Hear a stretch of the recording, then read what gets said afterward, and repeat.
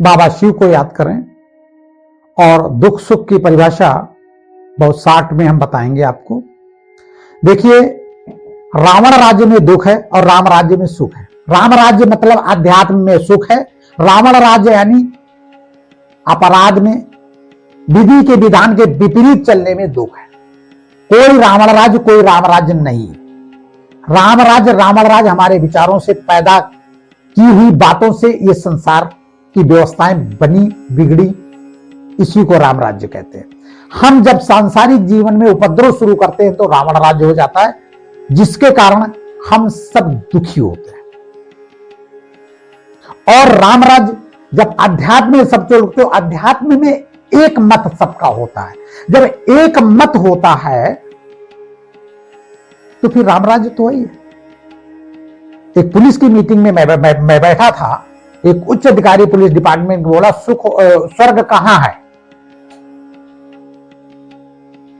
तब उन्होंने जवाब दिया कि स्वर्ग वहां है जहां पर जिस परिवार का एक मत हो वहां ही स्वर्ग है। बहुत अच्छी बात मुझे लगी। तो स्वर्ग कहां है? जहां पर अध्यात्म में एक भाषा, एक विचार, एक व्यवहार होता है।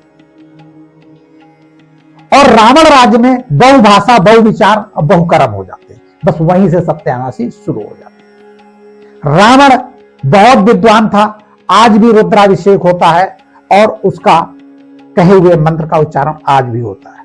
जटाट वेद गलत जल आज भी उसका पाठ होता है। सोचिएगा कितना विद्वान था। और इसके बावजूद भी जहां वो दूसरे मत पर चला, यानी जहां उसकी कामना जागी, पाप जागा, सीता का हरण किया, विनाश हो गया। तो ऐसी स्थिति में जब बहुमत हो जाते हैं तो वहीं से विनाश शुरू हो जाता है। उसको कहते हैं रावण मत। और जहां पर ये अध्यात्म में सिर्फ एक मत है, बताइए एक ही मत है ना, काम क्रोध लोभ मोह अहंकार से विरत, मनसा वाचा कर्मणा, किसी का हित और अच्छा सोचना, करना, व्यवहार करना। इतनी ही तो कानून है परमात्मा की, विधि का विधान इतना है। अब इसमें एक ही मत तो होगा ना। बाकी संसार में तमाम पंथ हो गए, तमाम धर्म हो गए, तमाम व्यवहार हो गए, और उसमें क्या हुआ? सब विधि की विधानें बदल गए, तो उसको हो गए रावण राज्य। तो दुख हमारे व्यवहार और कर्मों से बनाई हुई सृष्टि जो निर्माण होती है, वहां पर दुख शुरू होता है। जहां अध्यात्म के आधार पर परमात्मा द्वारा बनाई हुई सृष्टि होती है, वहां सुख होता है। उसी को राम राज्य और इसको रावण राज्य कहते हैं। क्योंकि विकारों द्वारा बनाया हुआ संसार व्यवहार ये हमें दुख देता है, इसको रावण राज्य कहते हैं। और अध्यात्म राम राज्य है।